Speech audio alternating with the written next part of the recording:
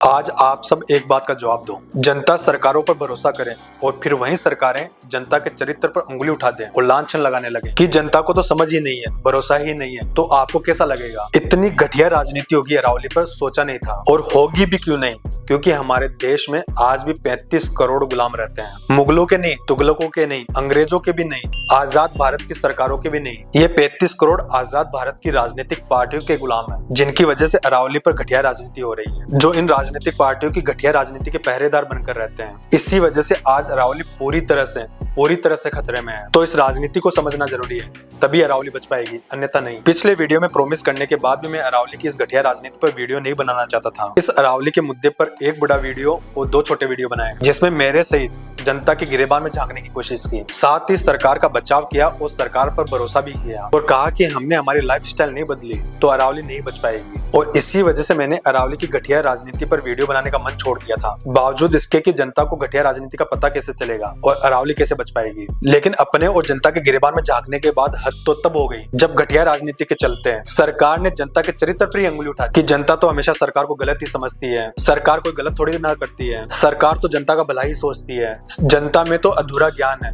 सरकार की बात भी मान लिया करो कभी। जनता पर ऐसे बहुत सारे लांछन लगाए गए और लगवाए गए पैसे फेंक कर। यहाँ जाकर मन कौंध गया कि सरकारों को अपना समझकर भरोसा किया और उन्होंने ही हमारी समझ पर उंगली उठाते हुए हमें पराया कर दिया। चलो अब ये ही बात है तो इन सरकारों की घटिया राजनीति को उधेड़ते हुए सिलने का काम करते हैं। तो सरकारों के इन लांछनों के जवाब में आपको घटिया राजनीति समझाऊं उससे पहले एक बात बोलता हूं, जो आजाद भारत की सबसे बड़ी सच्चाई होने वाली है। हमारे देश को सरकारों से खतरा नहीं है, हमारे देश को राजनीतिक दलों से भी खतरा नहीं है, देश को खतरा है घटिया राजनीति से। क्योंकि आजाद भारत के राजनीतिक दलों की घटिया राजनीति राजनीतिक चंदे के नाम पर बिक जाने वाली माफिया बन चुकी है। इतना ही नहीं, सरकारों की आड़ में बैठे ये राजनीतिक दल आज तक भारत की जनता को अपना समझा ही नहीं और हमेशा पराया समझकर व्यवहार किया, और हम जनता इन्हें अपना मानकर बैठे थे। इस वीडियो में बोली गई हर एक बात प्रश्न चिन्ह के साथ होगी, क्वेश्चन मार्क के साथ। तो जब भी सरकार बोलूं तो समझ जाना, क्योंकि इस घटिया राजनीति को समझना बहुत जरूरी हो गया है। और जब बात जनता के चरित्र पर आती है तो सरकारों के चरित्र को भी खंगाला जाएगा और उनके गिरेबान में भी झांका जाएगा और उनके चरित्र का पोस्टमार्टम किया जाएगा। और उम्मीद करता हूं कि आप इसमें साथ होंगे ताकि मिलकर अरावली बचा पाए। तो शुरू करते हैं गिरेबान में झांकने की। सबसे पहली बात 100 मीटर की डेफिनेशन की। यहीं से राजनीति शुरू होती है और घटिया राजनीति। सरकार ने नेक इरादों के साथ अधूरी बात लिखकर विवाद को जन्म देने की कोशिश की कि आसपास की जमीन से 100 मीटर नापा जाएगा। कौन सी आसपास की जमीन, इसका कोई स्पष्ट आंसर नहीं दिया और इसी क्लियर आंसर के पीछे घटिया राजनीति खेली जा सकती है। और जब जनता जाग गई ये सब पढ़कर, तो आप 10 दिन बाद में आकर कह रहे हो कि जमीन में गड़ी हुई जड़ तक नापकर 100 मीटर नापा जाएगा। यदि आप लोगों में ईमानदारी होती तो साफ शब्दों में लिखा जा सकता था कि समुद्र तल से 100 मीटर में नापा जाएगा। मतलब इतनी सी बात क्लियर करवाने के लिए जनता को सड़कों पर बुला लिया, या फिर पीठ पीछे अलग ही गेम खेलने का मन था कि जनता नहीं जागी तो मजा आ जाएगा, और ये मजा आगे बताऊंगा। अब दूसरी घटिया राजनीति। सरकार और उनके गुलामों ने यह साबित करने की कोशिश की कि 100 मीटर की डेफिनेशन देकर अरावली को सुरक्षित किया जा रहा है, इलीगल माइनिंग को बंद किया जा रहा है, क्योंकि इलीगल माइनिंग लगातार बढ़ रही है और रुकने का नाम नहीं ले रही है। अब सुनो, इलीगल माइनिंग हो रही है या होने दिया जा रहा है, दोनों बातों में बहुत फर्क है। उदाहरण से समझाता हूँ। देश में सरकारी स्कूल बर्बाद हुए या होने दिए गए, सड़कें घटिया बनाई जाती है या बनाने दी जाती है। सड़कें घटिया बन नहीं जाती है, बल्कि ठेकेदारों के द्वारा बनाई जाती है और सरकारों के द्वारा बनने दी जाती है, ताकि अपने अपने हिस्से की मुनाफाखोरी चलती रहे। कुछ जानबूझकर नहीं होता है, होने दिया जाता है कुछ मामलों को छोड़कर, ताकि कमीशनखोरी, रिश्वत, राजनीतिक चंदे जैसे माफिया चलते रहे। आपने कहा कि इलीगल माइनिंग रुक नहीं रही है, इसलिए ये नियम लाया जा रहा है, और ये कहकर आपने पल्ला झाड़ लिया। लेकिन आपने अपनी असफलता को स्वीकार नहीं किया। नहीं कोई मजाल है माफियाओं की कि वो इलीगल माइनिंग कर लें, क्योंकि उनको डर ही नहीं है कानून का इस देश में, क्योंकि उनको पता है कि सरकार और कानून इस देश में नोटों की गड्डी में बिकता है। तो इलीगल माइनिंग हो नहीं रही थी, करने दी जा रही थी। शब्दों और समझ का ही खेल होता है जी। तभी पूरा देश सड़कों पर उतरकर और वीडियो बनाकर कह रहा था कि इस नियम के तहत 100 मीटर की पहाड़ियां अरावली से बाहर हो सकती है। ध्यान से सुनना, बाहर हो सकती है। मैं भी यही कह रहा हूँ और डर जता रहा हूँ कि हो सकती है, क्योंकि सच नियम का नहीं होता, उसके सदुपयोग और दुरुपयोग का होता है। तभी मैंने हर बात पर क्वेश्चन मार्क लगा दिया, क्योंकि आजाद भारत में हकीकत बताने पर भी डर का माहौल है। आपकी 100 मीटर की डेफिनेशन के हिसाब से अरावली सुरक्षित है। मैं इस बात में आपके साथ हूँ पूरी तरह से, क्योंकि आपके पास एक डेफिनेशन रहेगी तो आप माइनिंग का लाइसेंस ही नहीं दोगे। बहुत सही बात है ये। और यही शुरू होती है घटिया राजनीति की,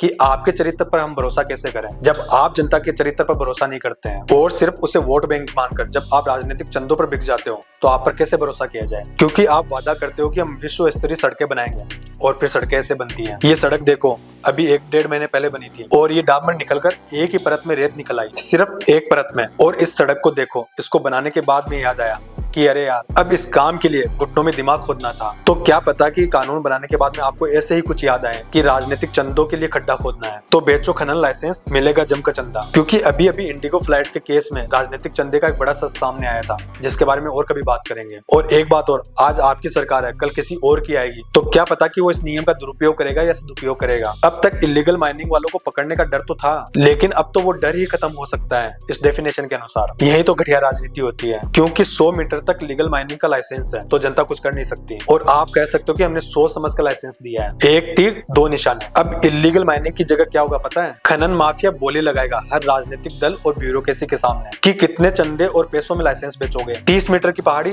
तो इतना चंदा, 50 मीटर की पहाड़ी तो इतना चंदा, 100 मीटर की पहाड़ी तो इतना चंदा। देश में बोलियां लगेगी राजनीतिक चंदे और खनन लाइसेंस की, और सब कुछ लीगल होगा, क्योंकि डेफिनेशन ऐसी है। और ऐसा नहीं है कि अब तक ये होता नहीं था, लेकिन अब लीगल होगा जो भी होगा, और जनता सवाल भी नहीं पूछ पाएगी। अब आप कहोगे कि हम सरकारों पर भरोसा नहीं करते हो क्या, हम चंदे के नाम पर लाइसेंस क्यों बांटेंगे? तो सुनो, हकीकत क्या है। जनता लगातार आवाज उठा रही है कि ढंग की सड़कें तो बना दो, लेकिन मजाल की इतनी आवाज उठाने के बाद भी आप ढंग से सड़कें बनवा पा रहे हो या लिपापोती कर रहे हो? आप बात ईमानदारी की करते हो, ईमानदारी से तो सड़कें ही नहीं बनी तो माइनिंग क्या रुकवाओगे? जनता लगातार आवाज उठा रही है कि सरकारी स्कूलें मर रही है, लेकिन मजाल की आप सरकारी स्कूलों को जिंदा कर रहे हो। शिक्षा प्राइवेट स्कूलों के नाम कर दिए ताकि जनता को लूटा जा सके और आपको राजनीतिक चंदा मिलता रहे। और क्या सरकारी स्कूलों की मरम्मत होती है या ये बच्चे फिर श्रम से ही मर जाते हैं? देश में सरकारी हॉस्पिटल मर रहे हैं और प्राइवेट हॉस्पिटल लूटने के लिए बन गए हैं। सरकारी हॉस्पिटल में 11,000 की मशीन 32,000 में खरीदी जा रही है। चूहे मशीनों को तारों को काट दे रहे हैं। और कितने सबूत चाहिए जनता की कदर के और ईमानदारी के, फिर आप कहते हो कि हम पर भरोसा करो। और आज आपने आजाद भारत की उस हर एक सरकारी व्यवस्था को मार दिया जो जनता का हक थी। फिर आप कहते हो कि हम आपके चरित्र पर शक न करें। 100 मीटर के नियम पर यह मत कहो कि आपने अरावली को बचाया है। सच बात यह है कि आपने इलीगल माइनिंग को लीगल कर दिया है, और अब सब कुछ आपके राजनीतिक चंदे पर निर्भर करेगा और कुछ आपकी नीयत और चरित्र पर, क्योंकि जनता तो रोज जाकर देखने से रही कि 100 मीटर का और 500 मीटर का नियम फॉलो हो रहा है या नहीं। और आपको अपने आप पर नाज है तो राजस्थान के अलवर और जयपुर में जाकर देखो कि 100 मीटर के नियम के होते हुए भी 100 मीटर की पहाड़ियां किस हद तक खुद रही है और 100 मीटर से ऊपर की पहाड़ियां काटी गई है या नहीं। और बदकिस्मती तो इतनी है कि अब उन पहाड़ियों को नाप भी नहीं सकते हैं। बच्चे मर जाने के बाद भी आपसे सरकारी स्कूल ही नहीं संभली तो ये पहाड़ियां क्या संभलेगी? ये जयपुर में सिंधी कैंप की स्कूल है, और झालावाड़ की घटना को कितने महीने हो गए, और यहीं अभी लोकसभा और विधानसभा चुनाव करवाने होते ना तो सब सही हो गया होता, लेकिन ये अभी तक स्कूल नहीं सुधरी। तो आप इन पहाड़ियों को क्या बचाओगे? जबकि आपको पता है कि 100 मीटर के नियम के बाद भी राजस्थान में 25% अरावली खत्म हो गई, तो क्या बाकी की अरावली आप बचा लोगे? कोई नियम अरावली नहीं बचाएगा, आपका चरित्र और आपकी नीयत अरावली को बचाएगी। भगवान मालिक है, राजस्थान में तमाशा देखने के बाद भी आपने ये घटिया डेफिनेशन चूज करी ताकि सब कुछ लीगल हो जाए और सुप्रीम कोर्ट की बार बार डांट नहीं सुननी पड़े और जनता के ताने भी। इतने टाइम से सुप्रीम कोर्ट इसलिए सख्त था कि आपसे इलीगल माइनिंग रुक ही नहीं रही थी, लेकिन इस बेचारे को भी पता नहीं था कि आप रोकना ही नहीं चाह रहे थे। ये जनता की तरफ से सवाल है, जो नजर आता है वही बोलते हैं, क्योंकि अब कोई माइनिंग पर सवाल उठाएगा तो कह देंगे कि 100 मीटर तक अलाउ है। अब इसके पीछे घटिया राजनीति को समझो, क्योंकि पिछले कई सालों से इलीगल माइनिंग को रोकने के लिए विरोध चल रहा था। सरकार और माफिया के पास इसका जवाब नहीं था, तो उन्होंने राजस्थान का उदाहरण लेकर अरावली के सबसे घटिया डेफिनेशन वाले ऑप्शन को चुना। यदि इनको अरावली ही बचानी थी तो 25 मीटर का ऑप्शन था ना, समुद्र तल से या जमीन तल से, तब जाके 20 या 25% अरावली माइनिंग के लिए अवेलेबल होती, लेकिन राजस्थान में तो पहले ही इतनी माइनिंग हो चुकी है। ये तो हो गई 100 मीटर की डेफिनेशन की घटिया राजनीति। अब बात करते हैं नेताओं के चरित्र की। पर्यावरण मंत्री और कई गुलाम कह रहे हैं कि आप चिल्ला क्यों रहे 100 मीटर के नियम पर? ये नियम तो राजस्थान में पहले से ही लागू था, तो आप कहना क्या चाह रहे हो कि राजस्थान के इस घटिया नियम को अन्य राज्यों पर भी लागू कर दें, या फिर राजस्थान के इस घटिया नियम को सुधारें जिसने 25% अरावली खा ली राजस्थान की? अब आप बताओ, आप सुधार रहे हो या बिगाड़ कर रहे हो? और फिर आप कह रहे हो कि राजस्थान के पूर्व मुख्यमंत्री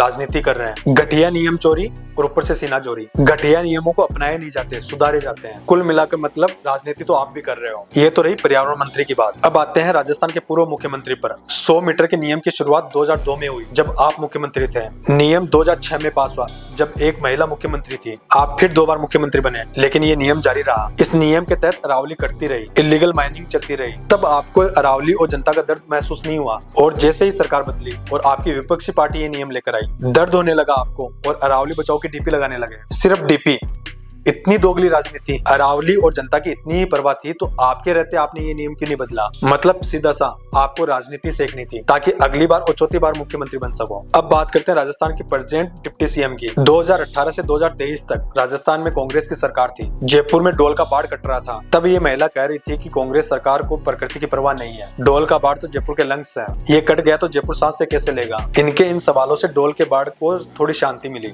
लेकिन धीरे धीरे फिर कटने लगा। लेकिन जैसे ही 2023 में खुद की भाजपा सरकार बनी और खुद डिप्टी सीएम बनी और वहीं जनता डोल के बाढ़ को बचाने के लिए उनके पास गुहार लेकर पहुंचे, तो ये कहने लगी कि मेरे पास मत आओ, मैं कुछ नहीं कर सकती इस मैटर में। वो अपने आप में महारानी बताएं। आज भी डोल का बाढ़ कट रहा है। मतलब जब तक दूसरों पर बात थी तो ये जयपुर के लंग्स थे, और जब बात खुद पर आई तो ये जंगल बचाने वाले अज्ञानी हो गए। तो हम जनता को समझ नहीं आती ये दोगलेपन की घटिया राजनीति। शायद हमें ये दोगलापन और घटिया राजनीति समझ में नहीं आती, तभी आप इतनी तुच्छ राजनीति कर लेते हो और जनता आप सबको भगवान मानकर बैठ जाती है। सुनना और समझना ध्यान से, जनता आपको भगवान इसलिए नहीं मानती कि उनको आपकी घटिया राजनीति समझ नहीं आती, वो इसलिए आपको भगवान मानते हैं कि वो आपको अपना समझकर भरोसा करते हैं और आप उन्हीं के चरित्र पर लांछन लगा देते हो। ये 3 उदाहरण काफी है हमारे देश के नेताओं के आचरण, व्यवहार और चरित्र को परखने के लिए कि इनको सिर्फ कुर्सी से मतलब है, जनता से कोई मतलब नहीं है और पर्यावरण से तो कोई मतलब है ही नहीं। अब अरावली को लेकर और कई बेतुके तर्क दिए जा रहे हैं। पहला कि अब तक अरावली को डिफाइन ही नहीं किया गया था, तो अब डिफाइन किया जा रहा है। अब तक डिफाइन कर देते तो इलीगल माइनिंग होती ही नहीं। राजस्थान में तो डिफाइन होने के बाद में हो ही नहीं रही है इलीगल माइनिंग। गजब है। अच्छा मजाक कर लेते हो आप सब, अच्छी बात है, डिफाइन किया जाना चाहिए, हम इसके साथ हैं। लेकिन ध्यान से सुनना, अब तक अरावली डिफाइन थी ही नहीं या की ही नहीं गई, और अब जब डिफाइन ही कर रहे हो तो रेंज इतनी रख दो कि इलीगल माइनिंग ही अपने आप में लीगल बन जाए। बेईमानी भी कर ली और बेईमान भी नहीं कहलाएंगे। ये कहावत सटीक बैठती है। अब बिना लाइसेंस के इलीगल माइनिंग होती है या नहीं ये वक्त बताएगा। अब दूसरा बेतुका तर्क सुनो कि 100 मीटर का दायरा इसलिए रखा गया है कि मिनरल्स 100 मीटर से ऊपर की पहाड़ियों में ही मिलते हैं, वो तो सुरक्षित है ना, तो इतना चिल्लाना क्यों। और 100 मीटर से नीचे की पहाड़ियों में सिर्फ घटिया मटेरियल होता है जिससे मकान के पत्थर और कंकर मिल जाएंगे। मतलब मिनरल्स नहीं है तो 100 मीटर तक के पहाड़ जरूरी ही नहीं है। मतलब क्या कि मिनरल्स ही सब कुछ है, कि मतलब घुटने ही दिमाग में इतने चले गए। अब 40, 50, 70, 100 मीटर की पहाड़ियों की अहमियत सुनो। रेगिस्तान को आगे बढ़ने से रोकती है, प्रदूषण को आगे बढ़ने से रोकते हैं और कम करते हैं। दिल्ली, जयपुर पहले ही 45 डिग्री के टेम्परेचर में मरते हैं, अरावली इन गर्म हवाओं को रोकेगी जो रेगिस्तान से आएगी। मतलब सीधा सीधा 3-4 डिग्री का फर्क आएगा। जानवरों के लिए घर बचेगा, शहरों में पहले से ही जानवर घुसे जा रहे हैं। क्या 500 मीटर जानवरों के लिए काफी है? हाँ, हम इंसानी जानवरों के लिए तो काफी है। जमीन में पानी का स्तर मेंटेन रहेगा, बायोडाइवर्सिटी रहेगी, प्राकृतिक जंगल जिंदा रहेंगे जो उगाए गए पेड़ों से, जंगलों से ज्यादा जरूरी है। इन कचरों के पहाड़ों की वजह से इन प्राकृतिक पहाड़ों के सामने हम इंसानों की घमंडी इज्जत ही बची रहेगी। इतनी अहमियत काफी है, बाकी बचेगा नहीं हम सबको। अरावली को बचाने के लिए इतनी ही घटिया राजनीति समझने के लिए काफी है। इतनी ही समझ गए तो अरावली बच जाएगी। बाकी सरकार के फेंके के टुकड़ों के सामने एक दोहा याद आ गया कि बिका हुआ ज्ञान अधूरे, पूरे और जीरो ज्ञान से भी बहुत खतरनाक होता है। पहले मन था कि आसपास के अरावली पहाड़ियों पर जाकर हकीकत दिखाएं, लेकिन बाद में सरकार की इज्जत का ख्याल आ गया। कुल मिलाकर जमा खर्च बात यह है कि ये 100 मीटर का नियम अरावली को बचाने का नहीं, इलीगल माइनिंग को लीगल करने का है, ताकि सरकार और पुलिस को काम नहीं करना पड़े और इलीगल माइनिंग की नई लीगल डेफिनेशन बन जाए। इलीगल माइनिंग वही नहीं होती जो सरकार से बिना लाइसेंस मिले, चोरी छिपे या धड़ल्ले से की जाए। इलीगल माइनिंग वो भी होती है कि इतनी अरावली तो खुद ही नहीं चाहिए, ब्रह्मांड मरे तब तक भी, फिर चाहे सरकार से लाइसेंस मिला हो या नहीं। और ये कैसे होगा, इसके लिए मैंने एक बड़ा वीडियो बनाया है, वो जाकर देखो ताकि आपको सारी बातें एक तरफा नजर ना आए। देखो, जब सरकार की आड़ में बैठे ये राजनीतिक दल जनता के साथ राजनीति खेलने लगे तो लाजमी होता है कि जनता इस राजनीति को समझे और अपना और अपनी प्रकृति का ख्याल रखें। आज यदि इस राजनीति को नहीं समझे तो हमारे रहते रहते 100 मीटर की पहाड़ियां काटी जा सकती है और फिर आने वाली पीढ़ी को कहा जाएगा कि अब अरावली की हाइट 200 मीटर होगी। इस वीडियो को बनाने का मकसद सिर्फ इतना ही है कि आप राजनीतिक दलों में कुर्सी के लालच की प्रतियोगिता हो सकती है, आपकी अपनी राजनीति हो सकती है, लेकिन देश की जनता के साथ राजनीति मत कीजिए। और अभी के लिए इससे कड़वी बात शोभा नहीं देती। बाकी एक बार के लिए प्रतिबंध लगा दिया गया है, लेकिन इसके लिए भी एक दोहा याद आ रहा है, 4 दिन की चांदनी फिर अंधेरी रात। राजस्थान की तरह 2002 से 2006 तक की लड़ाई लड़कर इलीगल को लीगल कर दिया जाएगा। मतलब ये प्रतिबंध जनता को शांति से बैठाने का है ताकि नए साल में नई कुचलनी कर सकें। अरावली की लड़ाई यहीं खत्म नहीं हो जाती, राजस्थान में भी अरावली की डेफिनेशन चेंज करवानी होगी। समुद्र तल से 25 मीटर की हाइट का नियम लाना होगा और फिर लगातार अंधेरी रात पर पहरे लगाने होंगे, क्योंकि ये हम सब की विरासत का सवाल है जो हमारे बच्चे संभालेंगे। बहुत सारे घटिया राजनीति के पहलू छोड़ दिए ताकि आप बोर ना हो, बाकी समझने के लिए काफी है। बाकी हम जनता को अरावली को कैसे बचाना है अपना फर्ज निभा के, इसके लिए ये वीडियो देखो।